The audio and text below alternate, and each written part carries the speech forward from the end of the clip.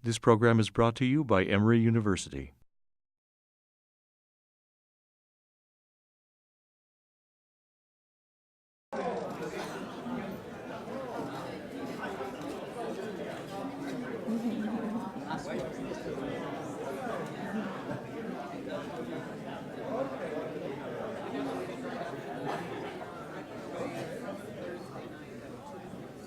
We have another approach, too, that has characterized much of the U.S.-China Forum to date, and that is the Field of Dreams approach. We build it, and they will come. So I'm going to go ahead and get started. My name is Sita Ranchad Nilsson. I direct the Institute for Developing Nations here at Emory. The Institute is a partnership between Emory University and the Carter Center to connect scholarship to the Carter Center's work in peace and health programs in a variety of ways. 2 years ago, IDN signed on as a collaborating partner to the China Program's China-Africa initiative. At that time, the focus was on finding ways to strengthen and grow mutual understanding, particularly between African communities and African organizations and governments and China. The focus was also, I think, on kind of a secondary focus was on this tripartite collaboration that we've been hearing a lot about over the last day and a half, and that is as we look to a new era of U.S.-China relations and cooperation, how might connections with Africa be a place in which that collaboration can be strengthened? So 2 years ago, when we signed on, I talked to my colleagues here at Emory and the Carter Center, and one of the things everybody wanted was to hear from Deborah Brautigam. And it's taken us about that long to get her to come because of her very, very busy schedule. Indeed, she shared with me last night that after her book, Gift of the Dragon, was published, she did 52 speaking engagements in the course of that first year, and I don't think she slowed down much since then. Deborah Brautigam is a professor of international development and comparative politics at the Johns Hopkins School for Advanced International Studies. She also directs their international development program. She is very well known for the book, her entire body of research, but I think especially for those who are interested in China's engagement in Africa and what that means for a changing development landscape, for her book, Gift of the Dragon. I'm very pleased that her visit to Emory coincides with the U.S.-China Forum that has been organized by the Carter Center and the Holly Institute, and I want to express my appreciation to the organizers for working with us to get all the pieces to go together very smoothly. The forum, just so you know, we have a mixed audience here today. We have people who have been attending the forum, who have been together for a day, or in some cases a day and a half at this point, discussing what the new era of U.S.-China collaboration looks like, how we can strengthen collaboration and understanding moving into the future. And surprising to some, but not to everyone, is that Africa was a central part of that conversation, with a lot of emphasis on what tripartite collaboration, and I should say, when I say that collaboration between U.S., China, and Africa, that this is it's tripartite in terms of collaboration, but I think the understanding is that it's very much a demand-driven collaboration that is driven by the needs and priorities of African countries. So that has been a central part of the discussion. I'm happy that we're able to continue that today with Professor Brautigam. I want you to be aware that we are joined in this session by many members of the Emory community, and I welcome you, and I'm glad we have the opportunity to have this discussion together. At this point, I would like to turn it over to Professor Brautigam. After she makes remarks, I'm very pleased that Professor Jagdish Sheth is going to be moderating the question and answer period, and following that, at the very end, my colleague Sean Ding from the Carter Center has a few announcements. So please join me in welcoming our guest, Deborah Brautigam.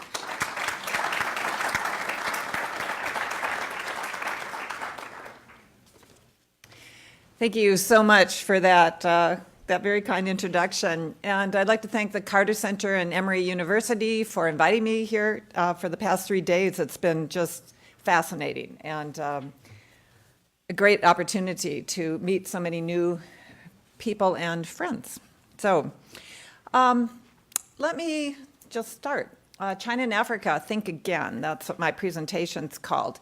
And I say think again because I think so much of what we think already, and I'm speaking of generalists, is pretty negative about what the Chinese are doing in Africa. And this really hit me in about 2006, when a lot of newspaper covers started coming out and alarming images of the new colonialists in Africa, or that China was taking over Africa, or that China was a threatening presence and Africa really needed to wake up to this threat.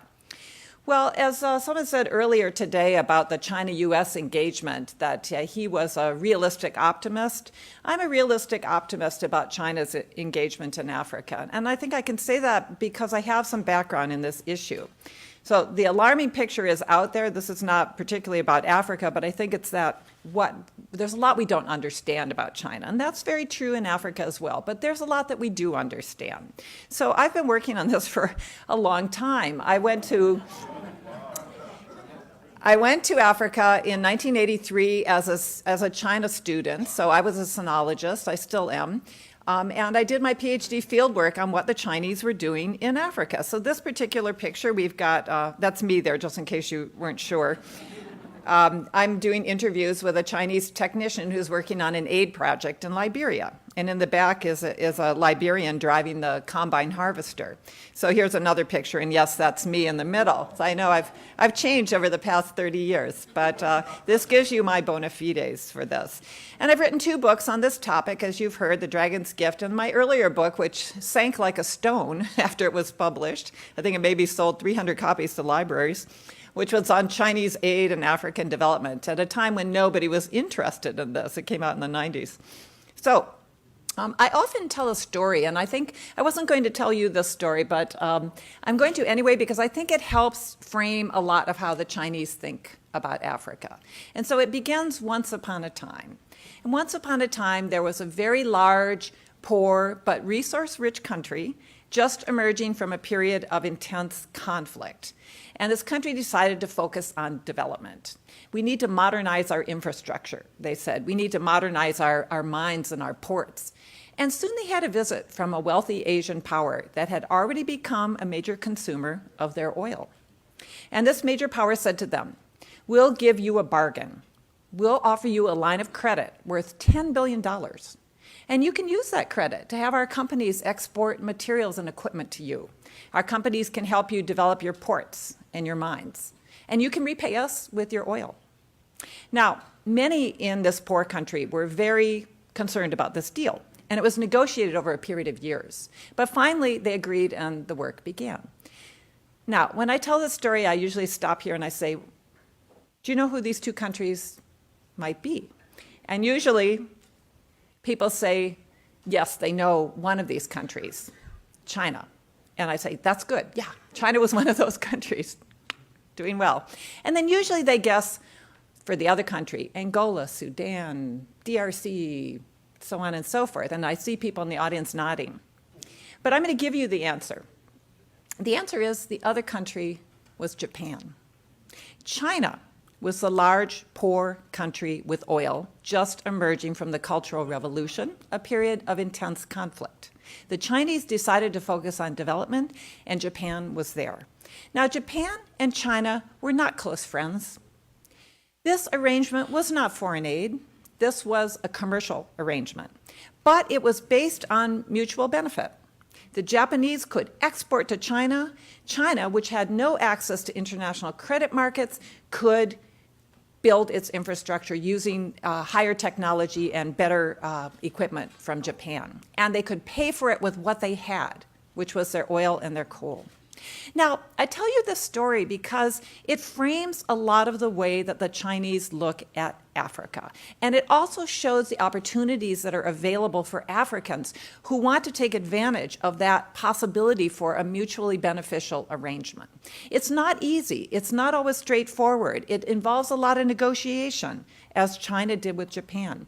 But for countries that want to take charge and use their assets to move forward when they can't access credit on the international markets, this is an opportunity. So let me keep on. When we talk about China and Africa, we're often talking in very large groups. And I can't tell you how many times I've been in conversations where people say, China, India, and Africa. Now, these three countries, blah, blah, blah, blah. And I'm thinking, wait a minute, Africa is 54 countries. So when we talk about Africa, are we talking about the military in Egypt? Are we talking about labor unions in South Africa? Are we talking about Equatorial Guinea, a very rich but very poor country? The parliament in Ghana? Sonangol, the state-owned oil company in Angola? There are a lot of different Africas that we're talking about. And in China, is it the Communist Party? Is it traders from Zhejiang? Is it China National Petroleum Corporation, big SOE? Is it people from Hong Kong who are now coming out and also coming fast into Africa? Is it the Ministry of Commerce? There are a lot of different actors. They don't all have the same interests. They don't all act the same way. In order to understand the relationship, we need to understand these different parts. Now, China's interest in Africa is very real. There's no mistaking that. Africa is not the biggest area of Chinese interest. A lot of people in Africa think that it is, but it's not. The Chinese are much more interested in the United States and in Europe. And even for natural resources, country by country, they're interested much more in Australia than any African country. But the interest is very real, and the top-level visits have been frequent. And it does present some real concerns, and I'll lay a few of those out. For example, and this is all documented, the Chinese are importing illegally harvested timber from countries in Africa. We can see this in Mozambique, in Gabon, in Tanzania. There's a lot of evidence about this. It's a problem. Rich Chinese are buying items made out of ivory. This is also a problem. And I think China has in the past, and it's getting better now, but in the past presented a difficulty for our diplomacy in trying to work on human rights issues because of China's policy of non-interference. So this has been a problem as well. And Chinese companies that have been released from their ministries are now trying to do business all around the world, and they're selling small arms. So they're becoming the largest small arms exporter to Africa. And in a situation where there are lots of conflicts, this is not a helpful role. And Africans have a lot of concerns. For example, they're concerned about Chinese goods coming in and flooding their markets and wiping out their local industries. And there's a lot of evidence in the textile industry that this has happened. They're also concerned about small-scale Chinese traders coming in and competing with them. They've been facing this kind of competition for a long time. They've had Lebanese there, they've had Indians there, they've had Africans coming from one country to trade in another country. That's been a common feature, but they haven't had Chinese in this kind of role before, and they haven't had so many all at one time coming quickly.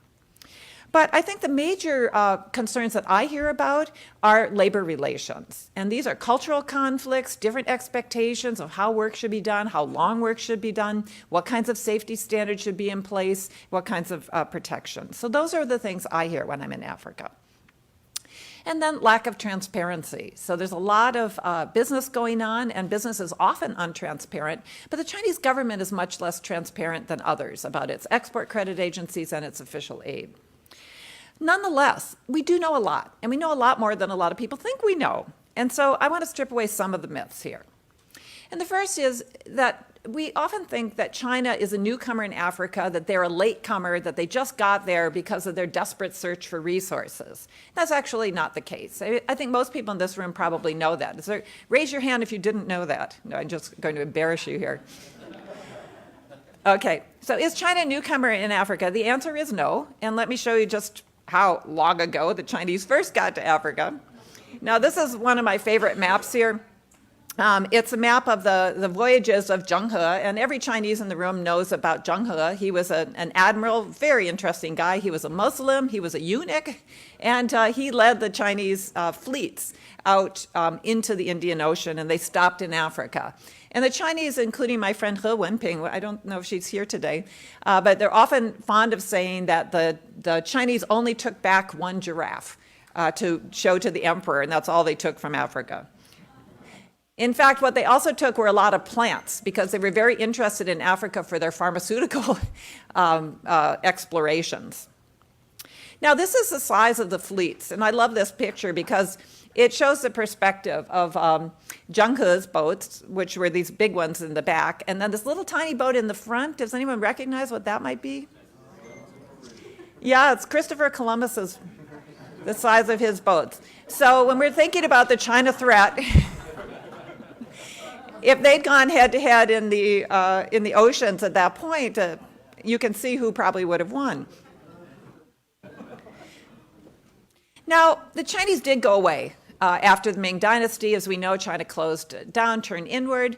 But then they came back again after the PRC was founded. And in the first years, it was all about supporting socialism and socialist brothers. So it was in Tanzania, Guinea, other places with socialist leaders. But that very quickly changed. And these are all the pictures, yes, of Mao and with his friends in Algeria and other people in the non-aligned movement.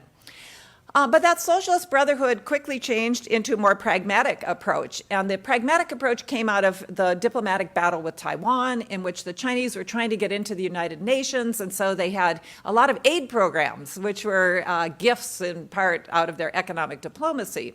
And so by 1975, the Chinese had aid programs in more countries in Africa than the United States did. And this happened because they could aid all the socialist countries, and then they aided all the countries that recognized them and stepped over from Taiwan. And that was more countries than the United States was dealing with at that point. So, and you can see here the iconic Tanzam Railway that was built that again, I think every Chinese knows about this project. So, by the 1990s, Chinese interest in Africa was growing and growing, and visits kept on coming. These were not just a new thing in 2006, but Chinese presidents and premiers have been going to Africa for a long time. And in this map, which comes from my book, my last book, it shows the countries that Chinese presidents or premiers, the top two leaders, have visited since 1995. And some of them are multiple visits, so each symbol is one leader. And you can see like Egypt has gotten 4 of these visits. South Africa has also gotten 4. So President Obama, our past presidents go much more rarely, or vice presidents, to Africa. It's just not been very much on our radar screen. So this is, about a lot more than just natural resources. So let me go into that. A lot of people think the Chinese just want to go to Africa to extract natural resources. And I'm not saying that they're not interested in that. They're hugely interested in that. But that's not what it's not only about that. So strategic diplomacy is still important. There is a truce with Taiwan, as a lot of people know, but this is the flag of Taiwan. 4 countries in Africa still recognize Taiwan, and there's been a lot of diplomatic back and forth over the past decade up until the truce. There are also other diplomatic issues, and the Chinese will put pressure on South Africa to never grant a visa to the Dalai Lama, which has happened twice now. And then there are other issues that come up at the United Nations. And the Chinese like to have 54 friends in Africa that might vote with them on different issues that are of concern to them. They're also interested in the WTO and getting the non-market status designation removed from China and having it be recognized as a country that has market status. And this comes up often in the diplomatic negotiations in Africa. But business, in a broad sense, is the most important driver. And we see this, this is one of the pictures that I took in Mauritius, which is a small island nation in the Indian Ocean. And I thought it was interesting that it's a former British colony. And this is a thing of airlines. And the top one was British Airways, which you would expect. But look what comes next. The next is Cathay Pacific, and then Dragon Air, and then Air Madagascar. And so I took that because I think it represents some of the changes going on in Africa and that relationship with Asia. Now, trade is really big. These are exports to Africa from China, and you can see from 2000 to 2010 just how much that's gone up by multiples. And here's, for comparison, the United States. And one of the reasons why we feel that we're losing a little bit is that in 2000, we had twice as many exports as China did, and by 2010, they had twice as many as we did. Now, imports from Africa.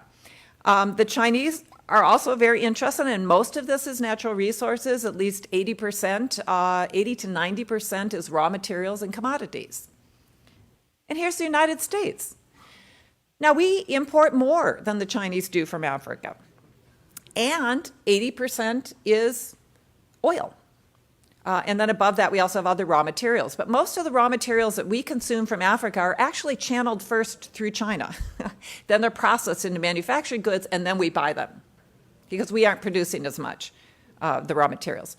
This is another area that is huge, infrastructure contracts.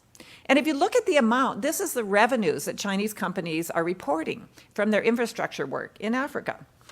In 2003, it was under $5 billion, and by 2010, it was $35 billion. So this is the turnover that they're getting each year from these infrastructure contracts. And at this point, the Chinese, since 2000, have built 60,000 kilometers of roads in Africa, and they put up power plants generating 3.5 million kilowatt hours of capacity. So that's a lot of infrastructure that's been done by Chinese companies. And they're getting about a third of the Chinese contracts that are gained overseas are now done in Africa. So this is a big area for Chinese business. And there are a lot of needs in Africa. This is a road that some may think this is one that collapsed after it was built by the Chinese, but that's not the case. This was a road that was built, that was devastated by the war in Liberia. So there are needs of war reconstruction, and the Chinese have been very active in rebuilding roads in Liberia. This is a picture that I took in Tanzania, and it's just it's an upcountry road. They're building a bridge there. And if you can see closely what's happening here, there's one Chinese manager. Everybody else, of course, is a Tanzanian, which is how it usually works. It's not true that the Chinese bring in all their own workers for these projects. And so this one, but you can also see that the Tanzanian workers are not wearing uniforms, they're not wearing protective clothing. And I have another picture that shows some of the Tanzanians, they're actually barefoot doing this work. So these are not proper construction standards, and this is an area of criticism that's quite legitimate. And here's a power plant that the Chinese had been involved in. This is a picture I took in Sierra Leone. It's a lot of building construction. This was actually built in 1983. When I was first there, and the Chinese, after the war, went back and they replaced all of the tiles on the outside and replaced the elevators and refurbished the building, which is housing a lot of ministries in Sierra Leone. And these are other projects that I took these pictures in Tanzania, but they're commercial and government buildings, and none of these were financed by the Chinese government in this particular instance. And it's not just buildings and roads and power plants, but fiber optic networks, wind farms, telecommunications towers. And indeed, the cell phone revolution in Africa is largely being carried on hardware and infrastructure that's been set up by Huawei and Zhongxin Telecommunications, Chinese firms. And who's financing this? It really is not mostly the Chinese government. It's all sorts of different actors. And I would say the Chinese government finances about 20 to 25% of this business in any given year. What about foreign direct investment? How much of this is going to Africa? We don't know. That's the short answer. I just came from a conference at Princeton where we were complaining about the lack of data or good data on Chinese overseas foreign direct investment. It's not really the fault of MOFCOM. They do publish this data, but it's bad data. And it's bad because this is where the Chinese FDI is going out as its first port of call. And this shows the largest place they're going is Hong Kong.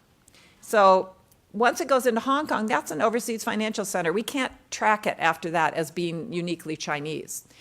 It's also going into the British Virgin Islands, the Cayman Islands, and so forth. So this is money that can't easily be tracked. And some of that will then come into Africa. Why do the Chinese do this? It's not because they're some nefarious scheme to try to hide their OFDI. It's because they have capital controls. And so once companies get their money outside of the border, and Hong Kong is considered outside of the border, they can move it much more freely. They don't have to get a license or permission to make an investment. And if they have earnings, they keep them offshore as well. And so that's where a lot of the FDI is coming from, those offshore financial centers. If China opened up its capital controls, we'd have a lot better data on where the OFDI is coming from. Now, according to the official data, which is not good, this is the amount going into Africa. And you can see in 2008, there was one blip up. There's a larger amount. So the yellow at the top of these columns is what's going into Africa. So you can see it's also not that much. It's bigger than this, but it's not bigger in a huge multitude bigger. So this is, again, comparing the official data, which is not good, with the U.S. data to Africa, which is not as good as we would like. So the U.S. is still, according to the official data, larger, except in 2008, which was a unique year, and I'll show you that. But we have problems with the transparency of the U.S. data as well. I think we have a good idea of the overall data that's going into Africa as a continent, but we don't know how much is going in country by country, because a lot of that data happens to be confidential. So what about China's largest investment in Africa so far? You might guess it's a copper mine or an oil investment or something along those lines. So far, the largest completed investment where the money has actually been transferred and is a done deal is a bank.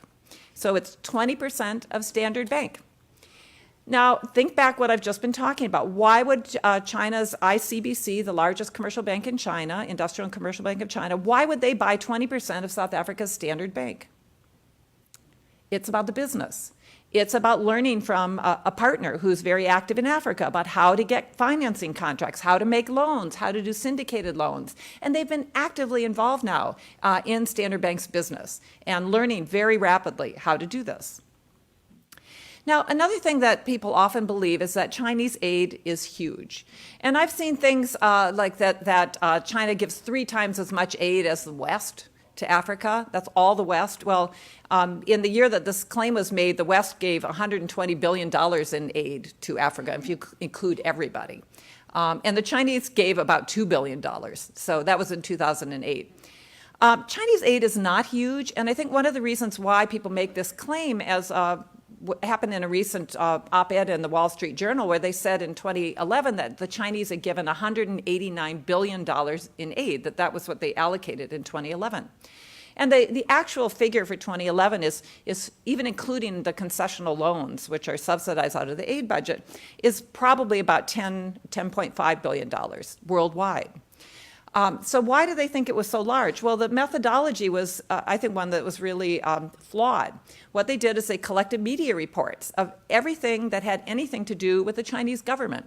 And then they said, well, we don't really know if this is aid or not, so we'll just say if it's connected to the government, we'll just call it aid. And this was done by researchers at RAND, which you think for the Department of Defense. And so I joked about this as saying that at least our Department of Defense thinks that China's putting its money into aid rather than the defense budget. So maybe they'll relax a little bit about the China threat. But actually, the aid budget is a real budget. It's not, and it is actually fairly transparent, and it's not nearly that large. And it doesn't do any service to our understanding to try to paint it as though it's an enormous program. What is bigger, though, is export credits. These don't qualify as official development assistance, but they are out there. Most of the ones that are going into Africa are not subsidized. They are at LIBOR, London Interbank Offered Rates, plus a margin. And it's going up from China Commercial Bank, or China Development Bank. Their credits are almost LIBOR plus 3%, which is quite a bit higher than some market rate syndicated loans in Africa. So out of this, you can see again the growth in China Exim Bank. This is about the export machine. It's about selling Chinese goods. It's about financing Chinese companies. The amount that goes to African governments or any government is that narrow part of the export buyer's credits. Everything else is going to Chinese companies to drive their business.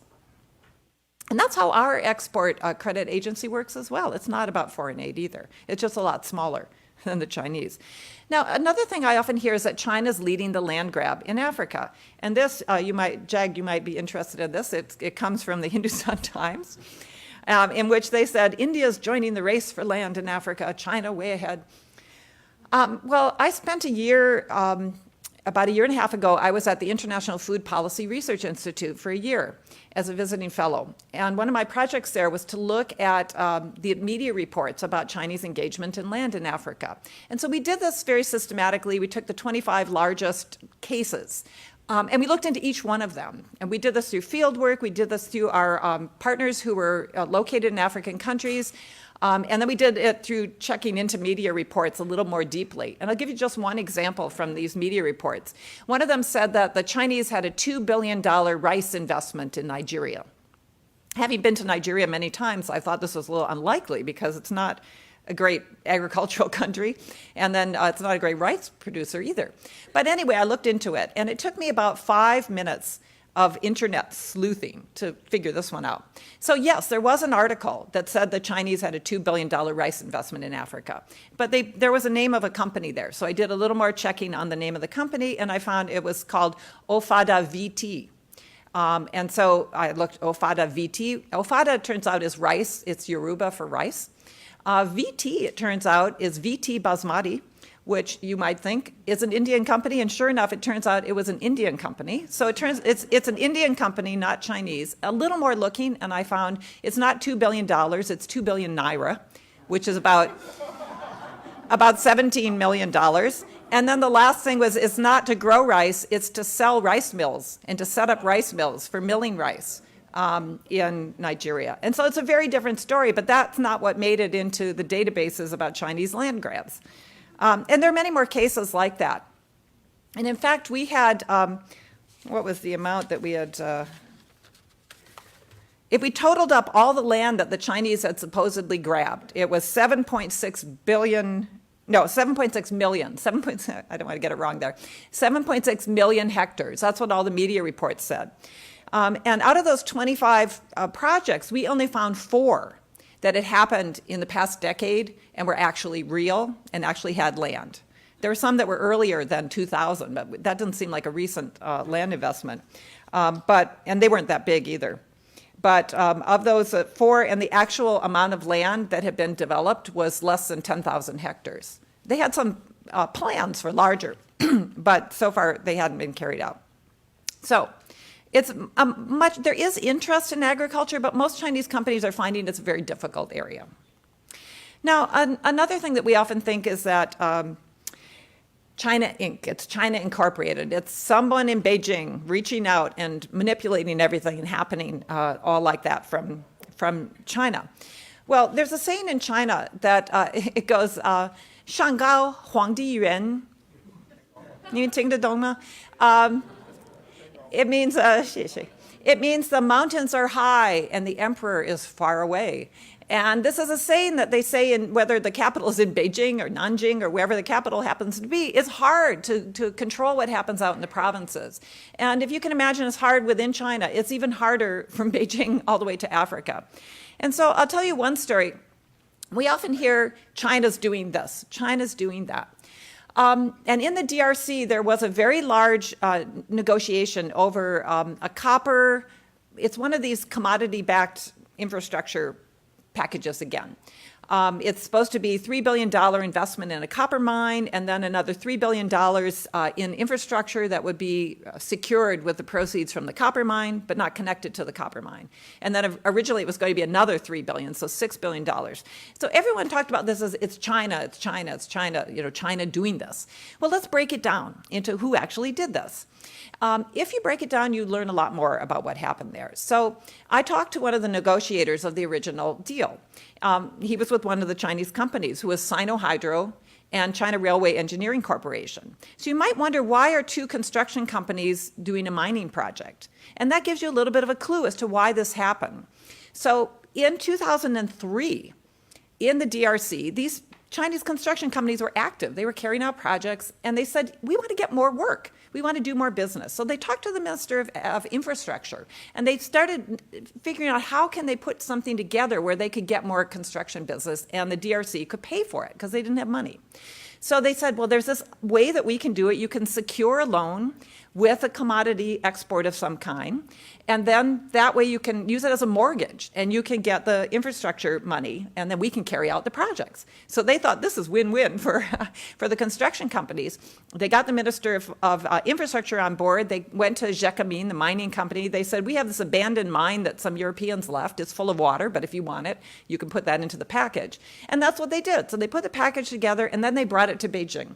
And they took it to China Exim Bank and they said, can you finance this? And they looked at it for a few years and they said, I think we can. And so this package then was financed.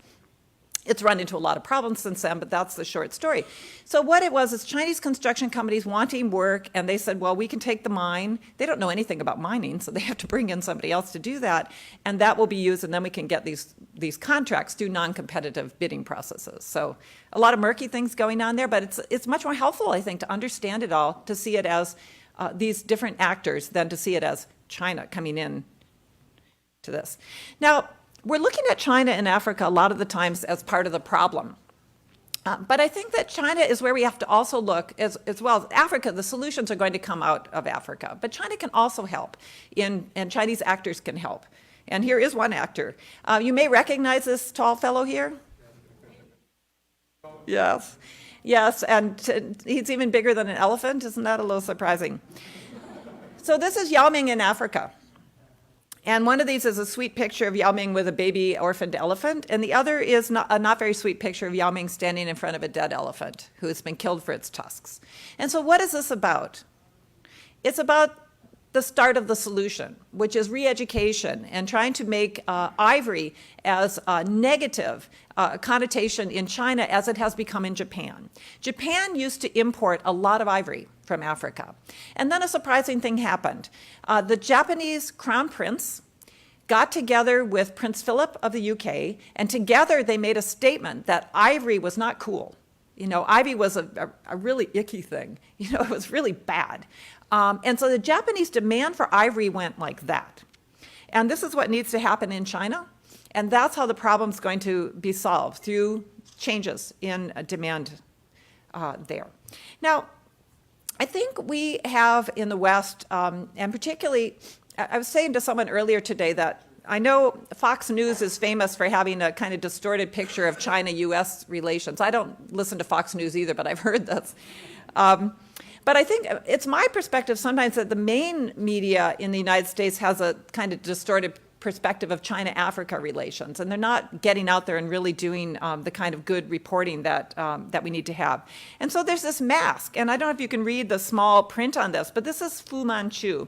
I mentioned this yesterday, that a colleague of mine had done this wonderful research on how the British media was reporting China and Africa and Britain and Africa. And she called her article Fu Manchu, which is about the Chinese, how they were represented, versus Dr. Livingstone, who's the British doctor who went into Africa as the good guy in the dark continent. And I think that's a lot of the representation that we have, that we're not looking at African agency and how Africans are partners in all of this and shaping a lot of it. Instead, it's this Chinese, and this says down there, the Chinese devil man, Dr. Fu Manchu, who wanted to rule the world. Scary. But that's a representation in Africa a lot of the times. And I think this is a really distorted mirror, and it's not very helpful. And so what I see of the Chinese in Africa is reflects much more things like this. It reflects the Japanese practices in Asia and Southeast Asia, how they built these deals that they looked as being win-win, and they were largely commercial. But if you look at the infrastructure built by the Japanese around Southeast Asia, if you look at the industry that the Japanese moved offshore into Southeast Asia, a lot of the economic boom in Southeast Asia is due to that Japanese cooperation. And again, most of it was not aid, but most of it was not. It was about business. And the second thing I see when I look at the Chinese in Africa is France.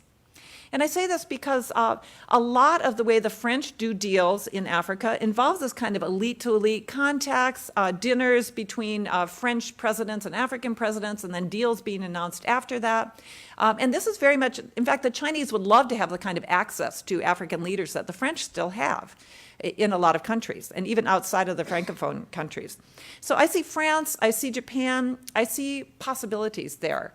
And I don't see Dr. Fu Manchu. So I'll end with just one point, which again goes back to my realistic optimism. I think inflating the challenge from China could be just as dangerous as underestimating it. And I think this goes for the United States and China relationship. And I think it also goes for the relationship between China and Africa and how we in the West view that. So let me end with that. Thank you.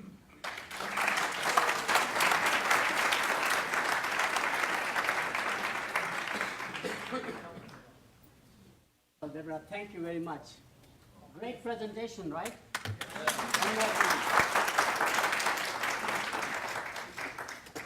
Those of you who don't know me, I'm a professor in the Gozueta School of Business, and I'm in primarily the geopolitics aspect, globalization of enterprises, global competition as one of my areas of specialization. I go by nickname Jag, like in Jaguar, so please call me Jag, pretty much. And if it's okay, while you are gathering for your questions, I would probably like to raise 3-4 questions to Deborah, and then see if we can think about answers, get more out of her presence here primarily. Deborah, this was very, very enlightening. Your book is excellent, by the way. I bought the book. I read the book, okay? And you can have a quiz for me, too, okay? It's fine. So, but my main question is that what has China got out of the relationship in Africa? We all talk about what Africa has got. Let me provocatively raise the question that in most of the African deals, the recipients have outsmarted all the givers, or French, but all other nations who have contributed for African development. If you look at the history from the giver viewpoint is not that great. Or have you articulated about what China has gained by investing in Africa? And we'll focus on Africa for a moment before we go into other areas. So from China viewpoint, it's a mutual benefit. Any ideas about it? Well, thanks for that question, and thanks for your nice comments about my book. I'm glad you read it. I'm even more glad you bought it. All right, what has China gotten out of Africa? Well, I have to answer this a little bit broadly than just the investment side of it. I would say, first of all, the diplomacy, as we in the China-Africa field hear over and over again, it was African votes at the United Nations that brought China in. And so that diplomacy was really important for getting China's seat and kicking Taiwan out in 1971. So that's one thing they've gotten, and they continue to get diplomatic benefits. If you look at research that's been done about voting at the United Nations, whether you're looking at Latin American countries, African countries, you see a closer alignment now with Chinese positions on issues than on the U.S. positions on issues in many cases. And I haven't done this research, but I've seen presentations on this by others, and it's interesting. So it's still happening in terms of diplomacy.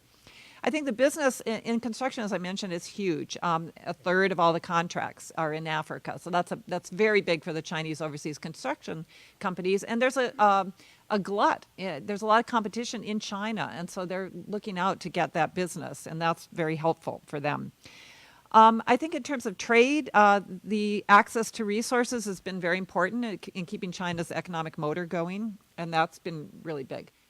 Investment, though, I think this is an area where it's been more problematic. And I think that you can talk to Chinese companies that have, we have this idea that they're eating up Africa or taking it over. But the problem investments are, you can just list them one after another after another. Angola, problem investments. Niger and Chad, problem investments. Sudan, now they have a situation where it's two countries and the oil is in the south and their diplomacy is in the north. So there are a lot of instances in which these countries have come up against problems.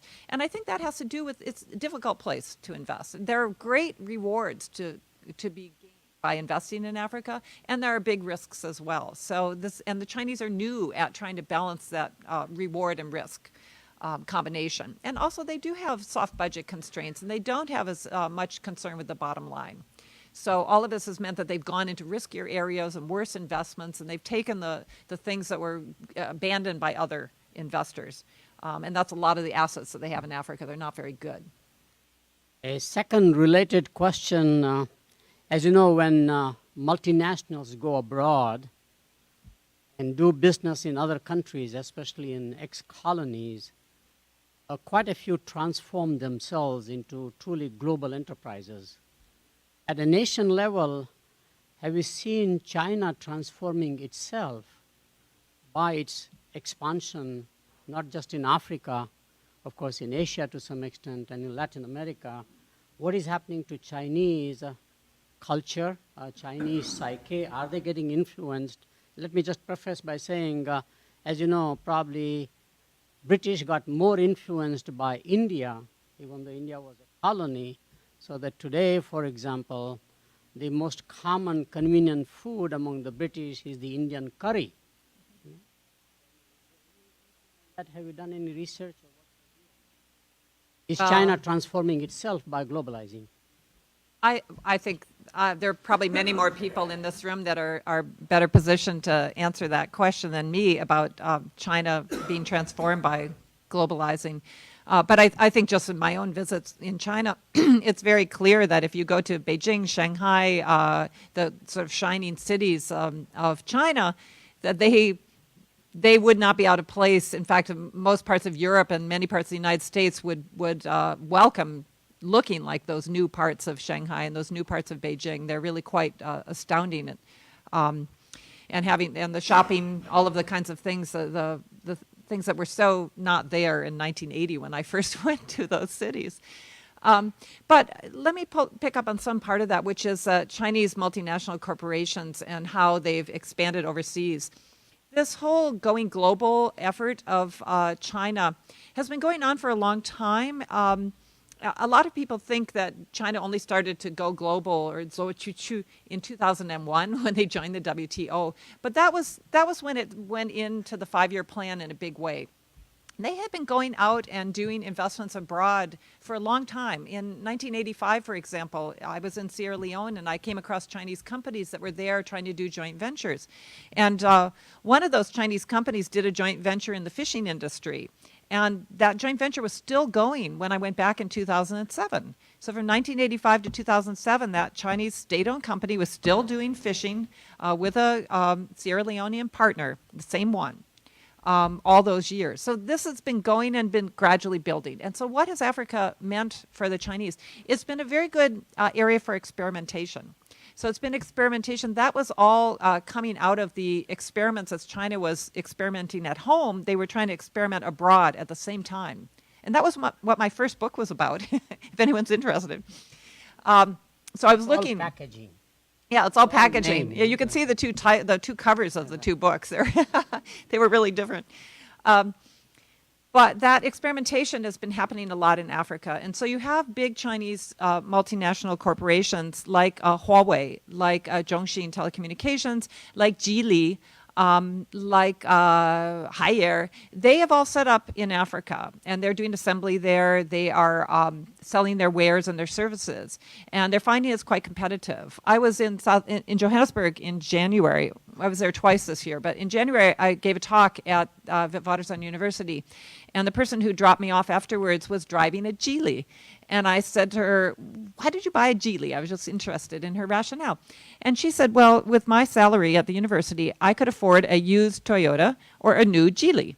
So I decided to go for a new Geely. And she said, it works pretty well, except when I have the air conditioning on, I'm trying to go up a hill. So it is an area in which firms face less competition at their price point. There's not much else out there. And they're finding very big markets, as you can see from the exports going into Africa. Question here and a question there. Yes. Deborah, you give us a very good presentation and make us more knowledge on China's relation with Africa.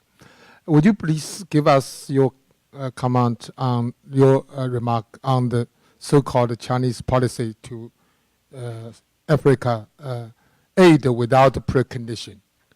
You see, Chinese official aid to Africa countries mostly not interfere with their domestic affairs, and mostly do not put political condition first.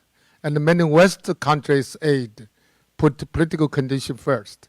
Then when they competing with Chinese government aid, they always failed. So many Western criticize Chinese policy of aid without precondition. Would you say something about this? Oh, thanks for that question. It's a really good one. It's true that Chinese don't have many conditions on their aid. There is one, of course, and that is that you have to have diplomatic ties. So you can't be have official ties with Taiwan and then get aid from China or export credits or any other official government assistance. So that is one condition. And then another condition is that the aid is usually tied to the use of Chinese goods and services. So you can't just use that money and then try to get others to do the work. It has to be Chinese. So that aside, it is true that there aren't any political preconditions aside from the one China policy. And this, to what extent has this created problems for us? I think there's more of a sense that it's created problems and a feeling than a lot of evidence that it's created problems. If you look narrowly at aid, the Chinese don't give that much aid. What they do is more in the realm of official finance coming from CDB and China Exim Bank. And there's a lot of official finance coming from Western entities like commercial banks, but it's not coming through the government. So that's where a lot of the mix-up happens. People think that must be aid because it comes from the government. But I would say that from some of the difficulty in a place like Angola, and here's one that got famous for this kind of thing. The Chinese had a loan, which was not aid actually, but it was a loan that with no political preconditions, $2 billion. And it was given in 2004 at a time when the IMF was trying to push the Angolan government to become more transparent.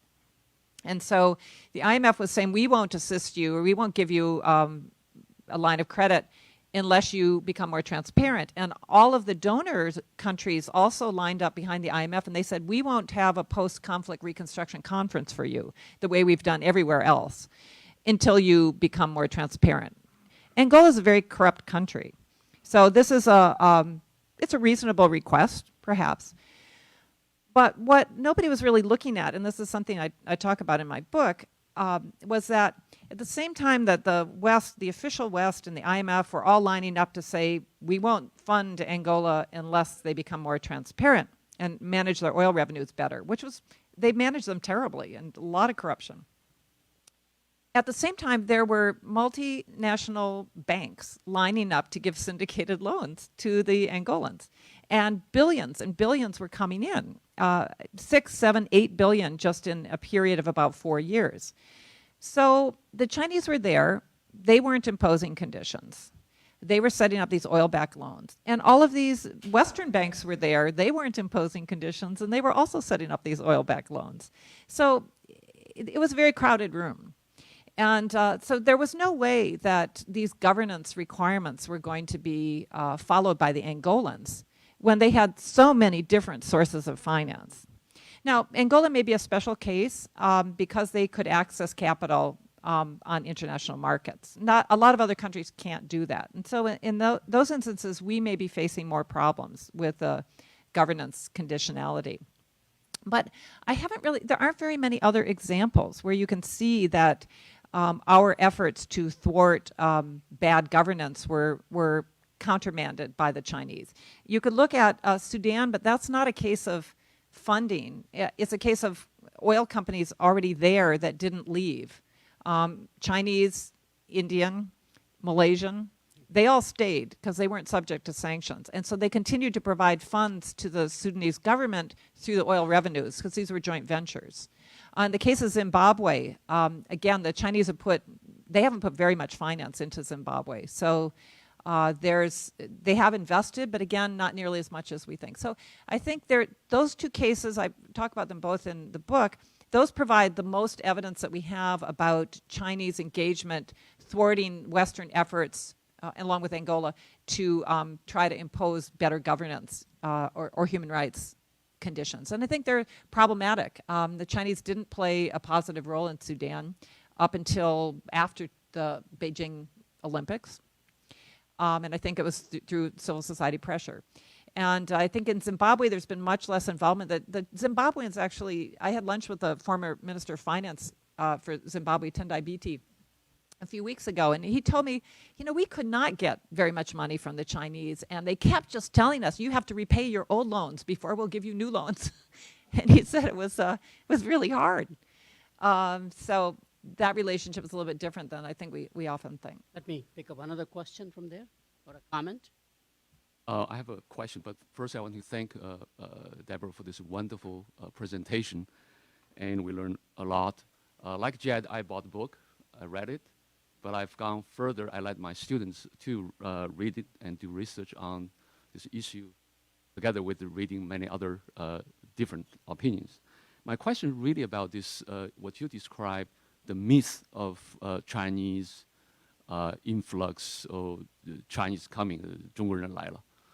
Kind of like to what extent this myth or reality has generated or fueled the kind of other countries, particular major powers like the Europeans, United States, India, Japan, that there is a de facto or increasing competition to go into Africa. And to what extent this has benefited African countries when now they perhaps have more choices in picking those different foreign FDI. And I'm asking this question because until recently, the image of Africa in the world, at least in the English-speaking world, is out of Africa. I remember this is an Oscar movie about 10 years ago, or at least the Hotel Rwanda, that the Westerners are getting out of Africa. Now the Chinese went in, and then create this either a real growth or imagined growth. So how does it affect other countries' competing effort? Thank you. That's such a good question, and it's absolutely the case. I think that the Chinese interest, which was there earlier, we've been seeing a lot in the newspapers more recently about Africa's turnaround, the Africa Rising. The Economist had a cover story with that message. And it's true that a lot of things are looking better in a lot of countries. There have been some governance improvements. There have been policy improvements. This has taken a long time, but it's looking a lot better. And the Chinese were there a lot earlier. And what they kept saying was that the policy environment is better, the investment environment is better, and that's why we're going in now. So they were responding to those. Before, a lot of other countries, firms had really picked up on the fact that it was changing, because they were still looking at the Economist cover from 2006, which said, a failed continent. So that was a message that they still had. So this sense of Africa as an investment destination is really turning around, and the Chinese have, I think, been very much part of making that switch and making other competitors come back again to see what the Chinese were seeing there. Now, I can see also some specific changes in how, for example, official U.S. engagement in Africa, how this is changing as a result of Chinese activity. When President Obama was in Africa recently, he announced the Power Africa initiative, which is going to be, it's a very interesting initiative. It's supposed to be over $7 billion. It involves a combination of public and private money, and it's over 5 years. So $1 billion of that each year will come out of our Exim Bank, and it's supposed to support power projects in Africa. So I mentioned before that the Chinese have already funded 3.5 million kilowatt hours of power generation capacity in Africa. So now we're going to join them.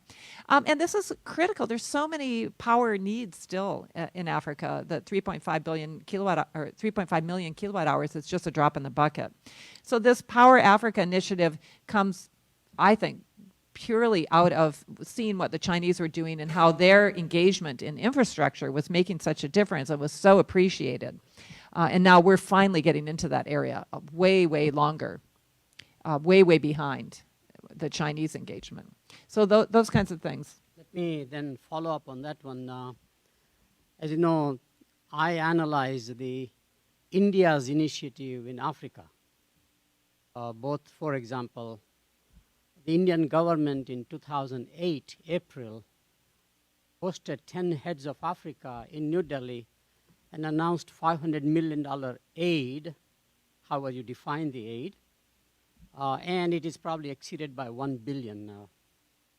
You go to Kenya today, from the new airport, for example, to the downtown, on both sides, miles and miles, those are all Indian corporations and Indian factories. Investment in South Africa by India, for example, especially Tata's, or by ONGC, the Oil Indian State Enterprise, you know.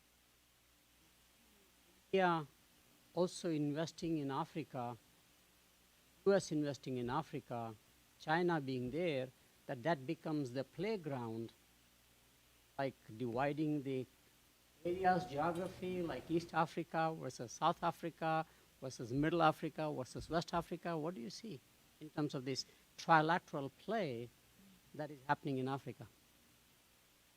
Well, I don't see a new colonialism. I think there's been a lot of talk about the Chinese as being neo-colonialist powers in Africa, but that was truly a division of the continent into different areas, and I don't see that happening. The Chinese really, they're literally everywhere. And if you look at where China gives its aid, it's spread across the whole continent, except for the countries that recognize Taiwan. And if you look at where Chinese are investing, you look at where they're getting contracts, it's all over, and it varies. The map showed that, actually. Well, the diplomatic ties, it's over. It must be exhausting because it's really, they're going all over. So I don't see that there's the kind of a hiving off. As you know, the Indian engagement has been, I haven't followed this closely, but I've seen it happening more along the coast, the East Coast, the sort of area in the Indian Ocean that's closer to India, perhaps. So certainly Kenya, Ethiopia, which is not on the ocean, but Mauritius, Mozambique. So all along that coast, Tanzania, Zambia's, again, landlocked. But that area, and there's ancient, well, not ancient, but traditional ties with Indian communities in those countries as well. And for the Chinese, so I don't see any particular geographic pattern. But certainly it's an interesting time. There's so many different partners there, possible partners. Exactly. And in other words, the point I was leading up to is that unlike the ex-colonial things, it may be one where they'll learn to cooperate with each other, even on the business front, as it might happen in the oil or the energy sector, for example, automotive sector, for that matter. There's a question there, please, yes.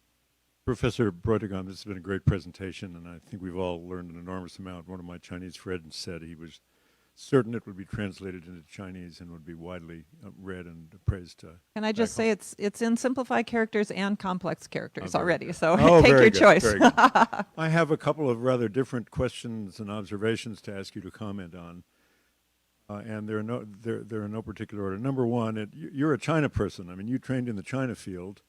You got the language, and you did the academic training to be a China person and chose to do research on China and Africa. And I wonder, as we look at this new world that we're looking at now, where China is global, the United States is recognizing that China is global. The theme of the last 2 days has been all about that kind of new world. Whether you could imagine, for example, that your work could have been done by an Africanist, let's say an American Africa scholar who didn't have Chinese. So think about the ways in which China training is essential or not essential to the kind of work that you as an American and other Americans ought to be doing. That's number one. Number two, the theme of this whole Carter Center Emory conference and forum over the last couple of days has a sort of action orientation to it. The idea was, thanks to the Carter Center's role in the world, the idea is, and thanks to the whole discussion of the new relationship between major powers that President Xi Jinping and President Obama discussed at Sunnylands, the notion is we're in a new world now. We're no longer in the old kinds of Cold Wars, and we're no longer only in an economic world. We're in a world of shared and cooperative interest in big global problems. And for the Carter Center and for this community, one that stands out obviously is the Carter Center's long commitment in Africa.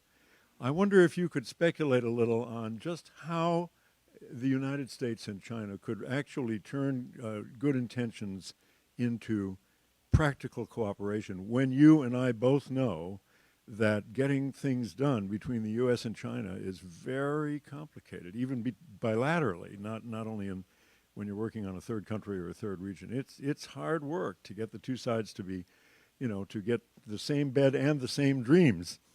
So I wonder if you could comment a little bit on that as well. Thanks for those questions. I couldn't have done what I did in my research without the China background, and I think it's just enormously helpful for understanding China's going out into any different region to have that background. China's not an easy country to understand, and I can't say that I'm an expert on China. There's so much I don't know, but there's a lot of places I know where to look to find out what I need to know, and to ask the people that do know. So it was essential for me. And I see this also in the work that's done on China and Africa. The people doing the best work are those with the China background, because they have such a head start in trying to understand. And the same in China and Latin America as well. So Kevin Gallagher is one of my, we're working together on the project, and he works very closely with someone with an excellent China background. So he's learning a lot more himself, but that's really essential, to either have it or to work with someone who does. So in terms of action orientation, practical cooperation, I thought yesterday in our sessions, Joyce, you're still here. She made this point about the China-Africa cooperation, that you need patience. And it's a lot about, as we know in the China field, it's about building guanxi. It's about building relationships. It's about coming back again and again, meeting the same people, having the conversations over and over again, and really building a kind of a trust. So I found that even in doing research, that really helps to meet people over and over, have lunch with them, and so on, in order to accomplish research goals. And so I think this kind of effort, like what the Carter Center is doing now in bringing people together, they're also fostering opportunities for us to meet each other and to form relationships there. And more opportunities like this to meet and greet and eat together.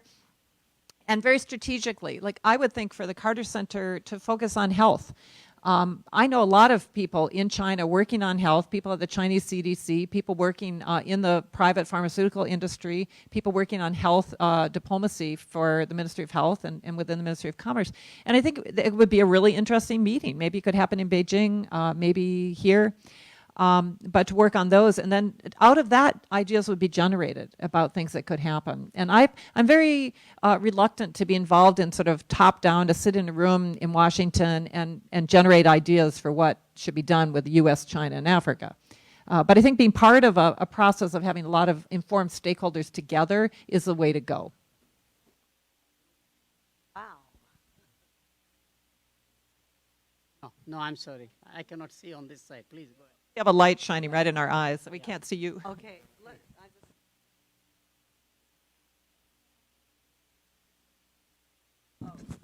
Does it work or? Okay. What about the trade deficit between China and Africa? Is there a large deficit rather than a surplus? Microphone's very close to your mouth, please. All right. Is there a large deficit in trade, like we have a trade deficit? And are they in Africa worried about, budget balancing and currency manipulation, like we are with China? Those are good questions. Let me take the currency issue first. There is concern amongst a lot of the emerging market countries in Africa and elsewhere about what they perceive as an undervalued Chinese currency, because this also affects their exports. So they're competing with the Chinese exports in some markets. So there's concern about that. But it's interesting that it doesn't usually come out as, they don't come out and make a big statement about it. So, but I have talked to enough people to know that they wonder how much of an unfair advantage this currency has given China. But it's mostly a past issue. I would say that the appreciation now of the yuan has really brought that much more into a more realistic position. So that's not as great an issue. I don't hear much about that recently. In terms of the trade deficit, continent-wide, the trade is remarkably balanced. And so if you look at imports going into Africa and exports going out, it's very balanced, much more so than than with us. I don't know if you could see that in my presentation, but that masks a lot of differentiation country by country. And so in some places, for example, in Angola, there's much more going out to China, much less going in. And in other places, it's the opposite, where there's much more goods coming in from China, much less going out. So it's interesting to me that I see over and over again at the Ministry of Commerce this effort to work on these trade imbalances. So they understand this is a sensitive issue. And so that's why they've been pushing to Chinese companies to relocate their manufacturing investments to Africa. They're pushing for more African exports to come in of different kinds. That they have a program of zero tariff entry, which is kind of like our Africa Growth and Opportunity Act, AGOA. So there's more than 400 products have zero tariff entry from the poorest countries in Africa into China. And these are not just, in fact, most of it is not raw materials, it's processed goods. And I have the whole, the list of those products, if anyone's interested. And I was surprised to see how many were processed and semi-processed goods. So this provides a real opportunity, I think, for African governments that want to adopt more of an industrial policy to try to move up the value chain in various ways to try to take advantage of that for exporting into China. Because wage rates are going up in China. There's less and less, there's more competition at that lower end and more opportunities now. And that's going to be changing. In another 10 years, it's going to be so different than it is today at that low end. Are they thinking of tariffs like we are to balance the trade a little bit and fix up the currency problems? And also my second short question was about how much does this Geely car cost and what's it like, the Geely car? Is it yours or what? The Geely car just, to me, it looked like a Toyota or a Honda. You know, it just looks like a regular sedan, four-door. I don't know. You'll have to look on the internet. Very cheap, I hear, from an expert. Do you have a Geely? Oh, it's, I have no idea. I have no idea, but I can assure you that it probably has to pay a big tariff to come into South Africa. There's a question there, and later on here there was a hand raised, which I can see through the light. So please go ahead. Questions. Yeah. I was told no more speaking. But I stood my ground and did not give up. I said, I just have to comment something. I'm not going to ask questions or take time, but I'm taking time now. I just want to thank you for clearing the picture. I felt very bad. My husband made it a point for me to come here. That is Dr. Rivera over there sitting. Attend this, especially. And I felt very bad being Chinese, looked like Chinese. But I grew up in Mumbai, Namaste ji, Jagdish said. And so the Kenya driver happens to be Kenya, and he started talking. The Chinese is not fair. They go there, break bridges and overcharges and all that. I felt bad. And then yesterday I heard we have only Chinese workers. That compounded my hurt feelings as a Chinese. And I'm so glad that you clarified.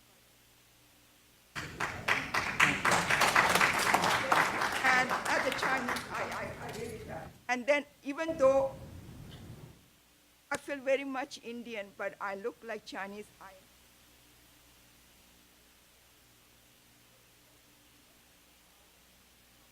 every country should be.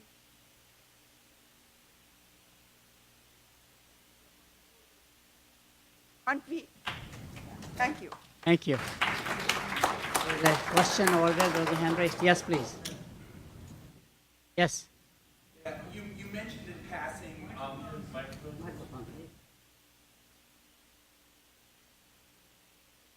Mentioned in passing that Huawei was now doing manufacturing in China.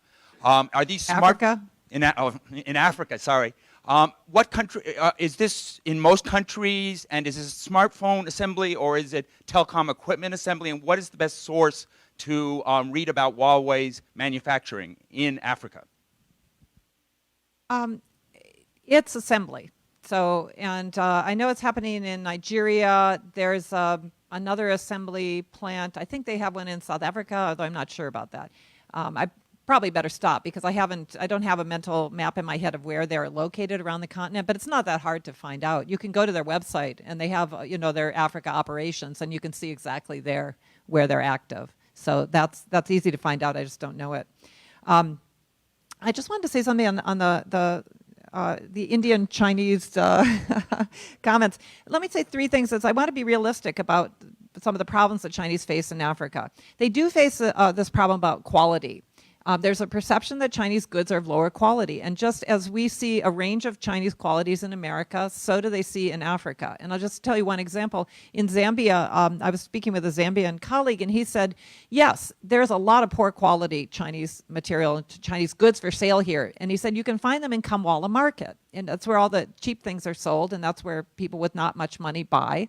Things don't last very long. But he said, I can also go to Game, which is a South African department store, and the things I buy there are also made in China. But they're a lot more expensive, and they're a lot higher quality. So there's this recognition, I think, that there's a price range. And things at the low end, you get what you pay for.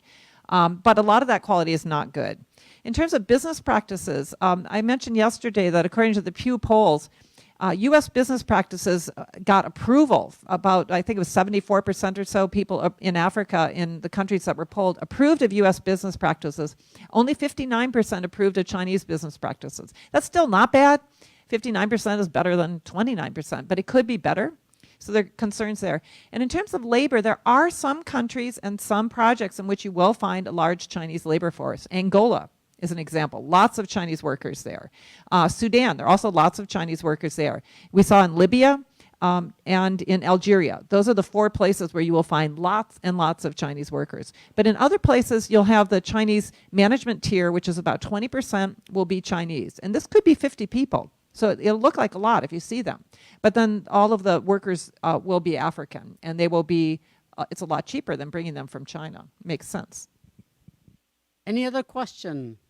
Yes, please, yes. Got a chance to ask my question to Deborah. Thank you. At first, it's all well inspiring, and then I just want to ask a question related with your area development, because you've been observing Chinese presence in Africa for so many years. My question goes to, it's nothing, it's maybe you didn't touch upon very much in your presentation, but I know you are still doing your observation traveling in China and Africa. So I really wonder, what do you think of in long term, the development China has been brought into Africa continent? Anything different from Chinese own experiences? And then yesterday we heard about the Coca-Cola, what they've done. They said they not only buy their license, they also buy social license, all this kind of issue which related with both culture and then your development issue in long term. So I really wonder, in terms of Africans' long-term development, what kind of a positive really China has brought, if there is, and then comparatively with other countries, this is external development and then their internal development, what kind of element you observed so far? Thank you. I'm a firm believer that development happens inside. I mean, it happens domestically. And people change, policies change, and that's what generates development. So I think China's an excellent example of that. After 1978, look what happened in China with different leaders and different policies. So in any African country, that's what's going to generate development. And I don't think the Chinese are going to do, they're not going to develop Africa. That's not their job. But what they can do in countries that are serious about development and that want more opportunities, they offer a lot more choices. They have a lot of finance. They have a lot of interested companies. And so I see this in places like Ethiopia, where I think the United States still thinks of Ethiopia as a place that there's a famine around the next corner, and that's all that we can do there is try to rescue them. The Chinese see, and there's a business opportunity around the next corner, and we better get in there and invest. And so it's a very different perspective. So if maybe 2 things ultimately. One is that change of mindset that others are now, again, looking at Africa as a place where you can do business. It's not easy. There are a lot of challenges, but there can be, and I think like with Coca-Cola, business can be a generator of development. And then the second thing is the ideas that China presents a model.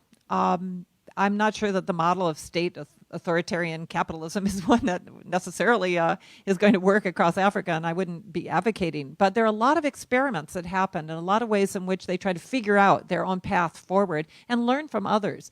And I think that's what China provides, another area where African governments and African civil society can go to learn about what they can do. And they can evaluate how it's worked in China. They can see the terrible environmental problems. They can try to avoid that as they move up. And they can also learn from things the Chinese have done right. So that's what I think is the most useful, that China can be an example. And people can learn from that about how to do it at home. I have a follow-up question on that one. As you know, if you look at the US engagement in Africa or rest of the world, the civil organizations have been a very strong element, both NGOs or faith-based organizations, whatever the reason is. They've done a wonderful job in the way they have contributed toward those countries. China going to also then have large civic organizations. Wait, let's debate a little. Let's debate it. What do you? Oh. Okay. What's your view about China having their own large civil organizations, not only for their own domestic issues, but also for globalization aspects of China? Well, on the positive side, I think civil society has developed enormously inside China. If you look since 1978, just the number of non-governmental organizations, the number of civil society organizations has increased enormously. Some of these are what we would call either quangos, quasi-NGOs, or gongos, government NGOs. So there's a question about just how independent they are. But in Africa, there's been very, very little Chinese civil society engagement. It's almost negligible. There are a few examples of Chinese environmental organizations that have now started to make common cause with African environmental organizations, and I think that's a very positive development. But there's not very much else happening. There's maybe some education cooperation that would be civil society based. But other than that, it's not happening. I do think civil society and NGOs have a really positive role to play. I think in Africa, we had gotten to a point in our aid relationship where we were kind of thinking that NGOs might develop Africa. And I don't think that's the way to go for development. I don't think any country in the world has been developed through microfinance and NGOs. It can help. It can certainly help, but that's not the way.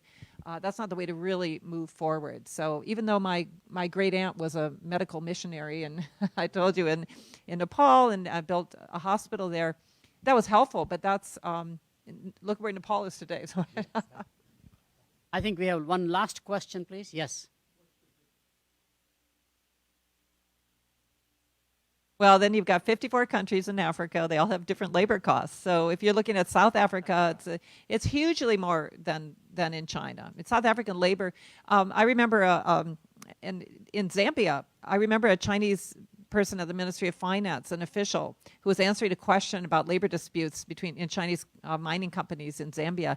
And he said, you know what, the miners in Zambia, what they're demanding for wages right now is more than I make in my job.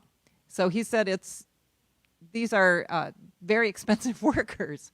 So that can happen. But it's in some countries, certainly the unofficial wage rates are, well, I'll tell you one story. In Nigeria, I interviewed a Nigerian entrepreneur who was doing joint ventures with Chinese entrepreneurs, and they have factories in the East. And I said to him, he's making plastics. And I said, how can you be competitive about plastics? Because I've heard that the Chinese imports had wiped out the plastics industry in Nigeria. And yet here I see you producing, like you have 800 African workers, Nigerian workers here, and you're producing night and day. And how can you be successful? And he said, he brings all his equipment from China. He said, I pay my workers the same that workers are paid in China. And he said, I've got my raw materials here in Nigeria because it's petrochemicals. And I've got distribution networks all around Nigeria and in the neighboring countries. And he said, my quality's better, my prices are cheaper, and I can outcompete any Chinese export. So that's not happening in very many places. There's still, Chinese experts are outcompeting African entrepreneurs in most cases, but the opportunity is there. And the labor wage rates that he was paying were the same, and they're going up a lot faster in China. Last question, and I know I have 1 minute left, so Deborah, please. I'm so sorry, yes. How do you assess Chinese-African Cooperation Forum? The Chinese in 2000 set up something called the FOCAC, the Forum on China-Africa Cooperation. And this was followed very quickly by the Forum on China-Caribbean Cooperation and the China-South Pacific Cooperation Forum and the China-Lusophone Countries Cooperation Forum. And there's one with ASEAN and in the Middle East. So there are a lot of different cooperation fora. And these are, to me, in Africa, this is set up largely to provide economies of scale because 54 countries, you want to have good relations with all of them. How can you get them all together? So every 3 years, they have these meetings, and they are able to hear a lot of ideas and then also to present areas of cooperation where it's kind of one size fits all. So they'll roll out, right now they're doing 25 of these agricultural cooperation demonstration farms, and they've got these economic and trade cooperation zones, and like hospitals would be like 20 built across and 100 primary schools. And so they can just do one thing and it can be spread through a lot of countries. So it hasn't worked. In 2006, it was remarkable how many African leaders came to Beijing for the Beijing summit of that. But then the next meeting you didn't get as many leaders coming. And so... Oh, they went to India. Well, yeah, maybe they did. So I think it certainly served its function, and I think it helps a lot to coordinate the relationship across the continent. And I think it's been quite successful compared to even India's trying now. Japan had something before. The Chinese kind of modeled theirs on what the Japanese had been done. But they've been much more successful than the Japanese have in their own effort. And now, as I heard, I think the United States is doing something. So. The last question, if it's okay, do you see China and India getting together while the rest of the world is saying they are going to be emerging rivals and all this stuff? What do you see? No. No. That's a great short answer. Thank you very much. Thank you again.